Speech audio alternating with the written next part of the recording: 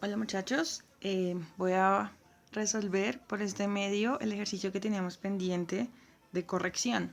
Realmente yo sé que ya todos hicieron su esfuerzo por resolverlo. La idea de esta transmisión es que resolvamos las dudas que tengan al respecto y puedan ver la forma oficial de resolver el ejercicio para que puedan tomar las correcciones y para que no vayan a cometer estos errores durante su parcial.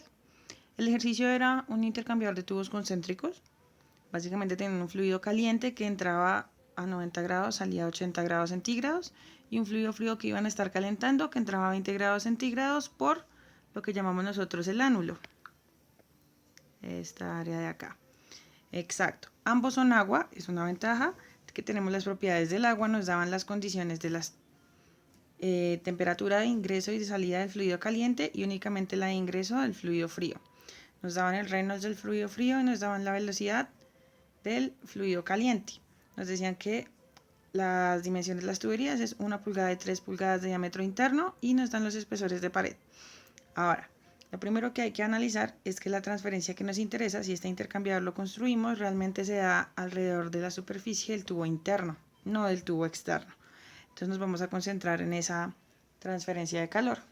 Ahora, la primera pregunta era cuánto es la temperatura de salida del agua del tubo externo, su velocidad y su coeficiente de transferencia de calor. Entonces, para poder calcular la temperatura de salida del agua del tubo externo, vamos a tener que analizar todo el fenómeno de transferencia de calor que está ocurriendo en el intercambiador, pero particularmente en el ánulo, para el tubo, para el agua que está corriendo por el ánulo.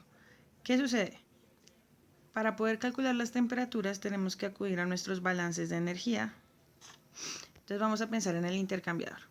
Yo tengo una corriente de entrada, de salida y voy a plantear balance de masa y de energía en cada caso. El balance de masa termina siendo, entonces, en este caso, todo lo que veamos en rojo va a ser sobre el fluido caliente, todo lo que vemos en verde con respecto al fluido frío. Si planteo el balance de masa, pues las dos masas que están ingresando al sistema son equivalentes a los dos flujos másicos que estarán saliendo del sistema. Listo. ¿Qué pasa con el balance de energía? Si hago el balance de energía teniendo en cuenta que son fluidos en movimiento, voy a hacerlos con base en la propiedad termodinámica de entalpía. Si es así, como no tengo cambios de fase y es transferencia de calor sensible, entonces voy a hacer el equivalente del cambio de entalpías a flujo másico por calor específico por delta de temperatura. Eso sí, asumimos que los C sub P son constantes con respecto a esas temperaturas. Entonces, aquí tengo un error de escritura y es que esta agua aún no sabemos a cuánto está saliendo. ¿Listo? Entonces no sabemos realmente a cuánto está. ¿Qué sucede? Como a partir de este punto tenemos que emplear propiedades de los fluidos, necesitamos especificar en qué puntos vamos a calcular esas propiedades. ¿Qué significa eso? Por ejemplo, el fluido caliente yo sé que entra a 90 y sale a 80, entonces yo puedo decir, listo, voy a calcular mis propiedades a una temperatura promedio. También puedo especificar que voy a calcular desde el fluido caliente a la entrada o que las voy a calcular a la salida. Eso va a involucrar cierta cantidad de error en nuestro resultado final, pero en este caso en particular, como tengo las dos, digamos que yo puedo asumir para efectos prácticos que voy a usar la temperatura promedio. ¿Qué sucede con el fluido frío? Resulta que yo no poseo la temperatura de salida del fluido frío. Como yo no tengo esa temperatura de salida, especularla es muy difícil en este punto, entonces yo voy a tomar como referencia las propiedades a la temperatura de la entrada. ¿Qué significa? Significa que si yo llego a hacer mi balance de energía y esta agua que está saliendo acá me llega a salir a una temperatura muy alta, pues es posible que sea un error que haya tomado las propiedades promedio de la temperatura de la entrada. Pero si no me da muy alta, pues no estuve tan lejana de haber hecho esta suposición. ¿Ok? Entonces eso es una retroalimentación que haríamos una vez que resolvamos el problema. Ok, si voy a hacer eso, voy a proceder a obtener las propiedades en cada uno. Entonces nosotros tenemos tablas para obtener las propiedades que nos facilitan cálculo de propiedades de transferencia de calor. Entonces para el fluido caliente ya quedamos que era la temperatura promedio, o sea 85 grados Celsius. De las tablas que tenemos, las propiedades que normalmente empleamos para resolver estos problemas, ¿cuáles son? Densidad, calor específico, viscosidad, conductividad, y la tabla nos da el número de Prandtl para no tener que calcularlo. Si no lo tenemos, podríamos calcularlo. Ahora bien, La ventaja de que tenga las unidades en estas unidades en particular es que voy a estar haciendo los cálculos con estas unidades en sistema internacional.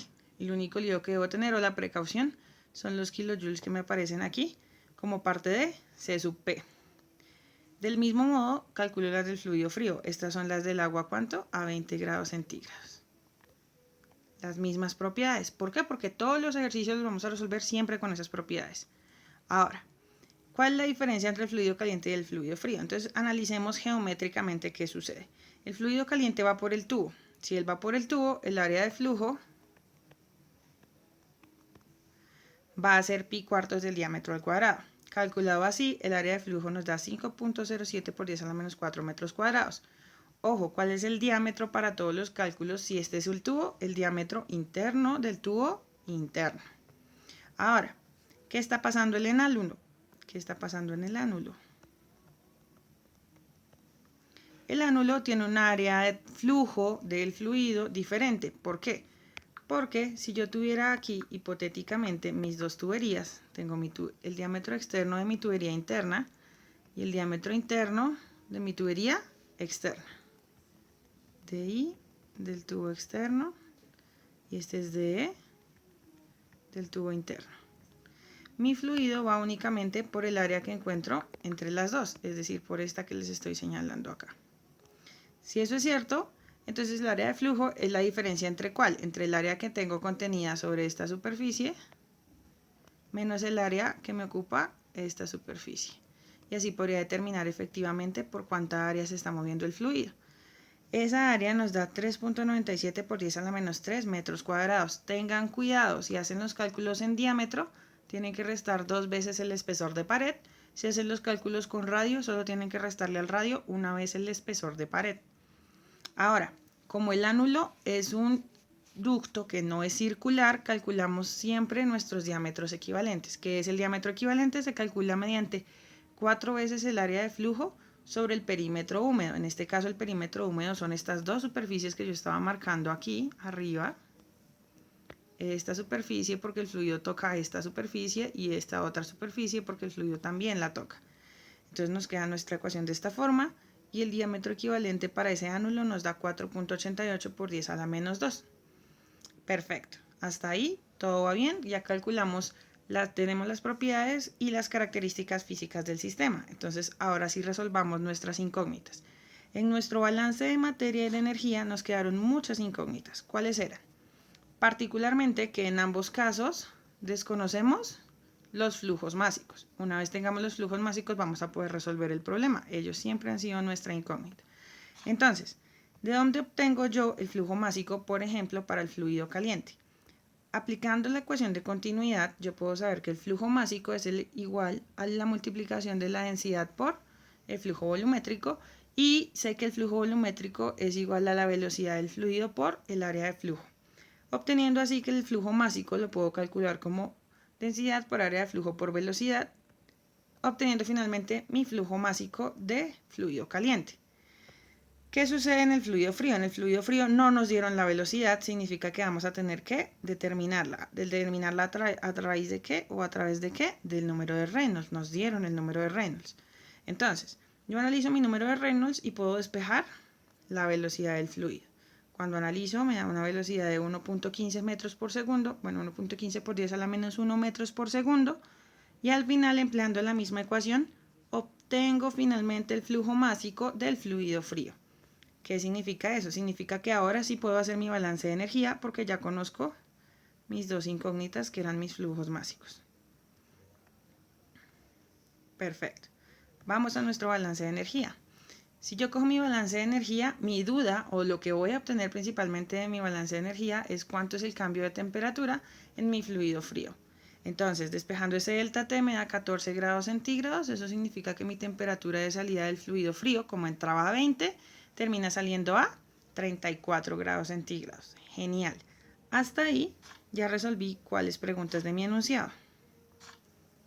Ya respondí la temperatura de salida, ya conozco la velocidad. Ahora, ¿qué sigue? Tengo otras dos dudas. Tengo que calcular el coeficiente de transferencia de calor para el fluido frío y el coeficiente de transferencia de calor para el fluido caliente también. Entonces, ¿qué hago? Voy a seguir desarrollando el problema de forma paralela, fluido caliente y fluido frío. Entonces, arranquemos. Para calcular mis coeficientes H necesito establecer cuál es el modelo que voy a emplear o cuál correlación se ajusta mejor. ¿Cómo lo sé? Empezamos por tener los Reynolds. Entonces, el Reynolds del fluido caliente yo no lo conozco, entonces lo calculo. Me da 95.900. Ahora sí, miremos qué régimen de flujo tiene. El flujo para el fluido caliente va por el interior de un tubo. Es flujo interno y el conducto es perfectamente circular, razón por la cual usamos las correlaciones de la tabla 6.6. Si usamos las correlaciones de la tabla 6.6, entonces yo analizo de la parte superior a la inferior en las correlaciones de Nusselt, que son las que me permiten encontrar H. ¿Cuál de ellas arranca con qué? Las primeras dicen que es régimen laminar, pero como mi Reynolds es 95.900, es decir, que es mayor de 4.000, significa que empleo las de régimen turbulento. Entre las de régimen turbulento que me permiten calcular Nusselt, la primera que encuentro es la número 27. Analicemos si efectivamente para la número 27 cumplimos todos los requisitos. Me dice que debe ser turbulento y el Reynolds debe ser mayor a 10.000. Tengo 95.000, de lejos lo cumplo. Me pide que el Prandtl esté entre 0.6 y 190. ¿En cuánto estaba nuestro Prandtl? En 2.081, significa que también cumplo ese requisito. El otro requisito me dice que L sobre D sea mayor a 10. ¿Qué significa eso? Que la relación de longitud del intercambiador con respecto al diámetro del tubo sea mayor a 10. En este caso nos da 4.72 por 10 a la menos 2, entonces también cumple. Nos queda otra pendiente, nos dice el coeficiente n de este modelo depende de qué. Me dice que n es 0.4 si la temperatura de la superficie es mayor a la temperatura del medio o del fluido y que n va a ser 0.3 si la temperatura de la superficie es menor a la temperatura del medio. Entonces, si este es el fluido caliente, la superficie que está en contacto con este fluido caliente va a estar más fría. En ese caso, significa que la temperatura de la superficie es menor a la temperatura del medio. Si la temperatura de la superficie es menor a la temperatura del medio, n es 0.3 para esta correlación. Y la correlación que emplearía efectivamente es la número 27, que es la ecuación de Ditus-Bölter, que me dice que Nusselt se calcula con esta ecuación que encontramos acá. Ok, si uso la ecuación, obtengo Nusselt, y una vez tengo Nusselt, puedo obtener de su definición como número adimensional cuál es el coeficiente de transferencia de calor promedio del fluido caliente. El fluido caliente hasta ahí estuvo bien y estuvo relativamente sencillo. Ahora pasemos al fluido frío. El fluido frío tiene varias características. A nosotros nos dieron el dato de su Reynolds, nos dijeron que era 6.320. Si nos dijeron que era 6.320 su Reynolds, entonces, si el Reynolds es 6.320, ¿qué sucede con las correlaciones? Entonces vamos a lo mismo. A mí me dicen que es, como esto va por el ánulo, va a ser flujo interno, pero el conducto no es circular. ¿Cómo es el conducto? Es una donita, ¿se acuerdan? De nuevo, entre las dos superficies de los dos tubos. Como es un conducto no circular, yo debería emplear la tabla 6.7. Ahora, ¿qué me dice la tabla 6.7? La tabla 6.7 me dice, calcule si es laminar con estas ecuaciones, pero si es turbulento, que es turbulento porque 6.320 es mayor a 4.000, emplee las ecuaciones de la número 27 a la 31, es decir, las de la tabla 6.6, empleando como diámetro hidráulico o diámetro equivalente 4 veces el área sobre el perímetro, es decir, utilice la tabla anterior, pero con el diámetro equivalente que ya habíamos calculado antes. Genial. ¿Qué sucede cuando arrancamos con esas correlaciones? Resulta que la 27, por ejemplo, que era la primera que nos presenta la tabla para flujo turbulento, tiene un inconveniente y es que nos dice que sirve para Reynolds mayores a 10.000 y este Reynolds es 6.320. Como es 6.320, ni la 27 ni la 28 nos aplican, porque ambos nos exigirían Reynolds mayores a 10.000. La primera correlación, que aparentemente es funcional, es la número 29. La número 29 nos dice las siguientes condiciones. Nos dice que Reynolds debe estar entre 3.000 y 5 millones. En este caso, sí lo cumplimos. Que Prandtl debe estar entre 0.5 y 2.000. ¿Cuánto nos dio nuestro Prandtl? 6. Es decir, cumplimos con el Prandtl.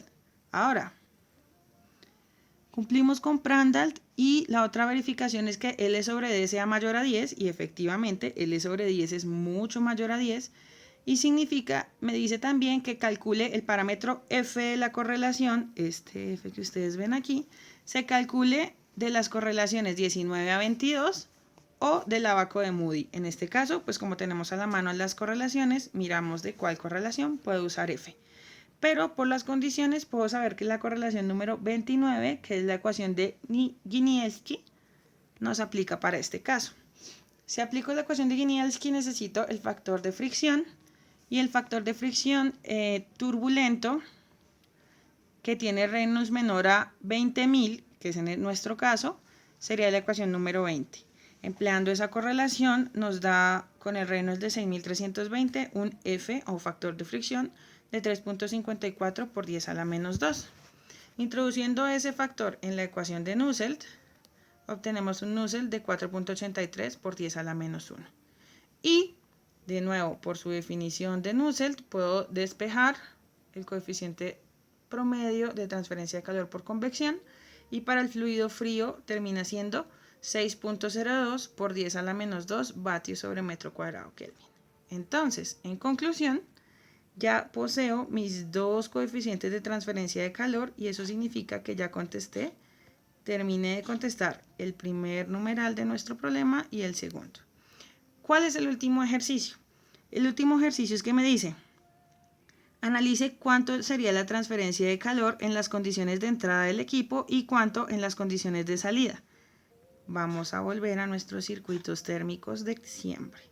Ahora que ya determinamos los H's, ¿cómo se pone este sistema? Entonces, analizando la transferencia de calor como tal, volvemos a nuestros sistemas usuales. ¿Cuántas resistencias a transferencia de calor tengo en este intercambiador? Tengo la resistencia entre el fluido caliente y la superficie interna del tubo interno, que sería por convección. Esta sería la temperatura superficial interna. Ahora, a través del tubo, entre su temperatura superficial interna y su externa, la transferencia de calor es por convección, por conducción. ¿Cómo? Pues como es un tubo, tiene que ir en coordenadas cilíndricas. Ahora, la última resistencia a la transferencia de calor la tendríamos por convección del fluido frío, hasta la temperatura del fluido frío. Ya sabemos que la resistencia por convección se calcula como 1 sobre H por A. ¿Cuál es la precaución grande que deben tener en este caso? Que las áreas deben ser cuidadosamente seleccionadas. En este caso, para la resistencia del fluido caliente debe ser el área interna del tubo interno, porque el fluido caliente va por la parte interna del tubo interno. Y en el caso del fluido frío debe ser el área externa del tubo interno, porque esa es la superficie que le está enfriando. Usando esos datos obtengo estas tres resistencias, que es lo que hemos venido haciendo todo el curso, y efectivamente puedo hacer la sumatoria de mis resistencias de forma directa porque están en serie. Listo, ya obtuve la sumatoria de las resistencias. ¿Qué sucede? Tengo las mismas resistencias tanto a la entrada del equipo como a la salida del equipo, pero ¿qué varía entre esos dos puntos? Varían las temperaturas. Entonces yo sé que Q es delta T sobre la suma de las resistencias. Pero entonces, ¿qué pasa en la entrada del equipo? En la entrada del equipo yo tengo un diferencial de temperatura de 70 grados Celsius y a la salida del equipo solamente tengo un diferencial de temperatura de 46. ¿Qué significa eso? Si disminuye el potencial o el gradiente o la fuerza impulsora que tengo para la transferencia de calor, va a reducirse el flujo de calor. La idea de este ejercicio era que ustedes analizaran cuánto se reduce ese flujo de calor con respecto desde el punto de la entrada del fluido o de los dos fluidos a con respecto al punto de salida de los dos fluidos. Entonces, si ustedes observan, tienen una reducción de alrededor de un 40%, particularmente en este caso, del flujo de calor que se da a la entrada del equipo a el flujo de calor que se va a dar en los puntos de terminación del equipo. Ahora, estos calores los estamos calculando como si todo el equipo estuviera en estas condiciones y todo el equipo estuviera en estas condiciones. Significa que tenemos cierto margen de error que vamos a estar adaptando en la medida en la que vemos los temas sucesivos. Espero que les haya quedado claro. Si tienen alguna duda, por favor, remítanla por correo electrónico. Si llegan a ver algún error de cálculo, calculadora, notación científica, les recomiendo mucho que me hagan el favor de colaborarme. Adjunto a este video, entonces van a encontrar el PDF sin subrayar de esta presentación y el Excel mediante el cual hice los cálculos para resolverlo. Muchas gracias, espero que les sea de mucha ayuda. Buen día.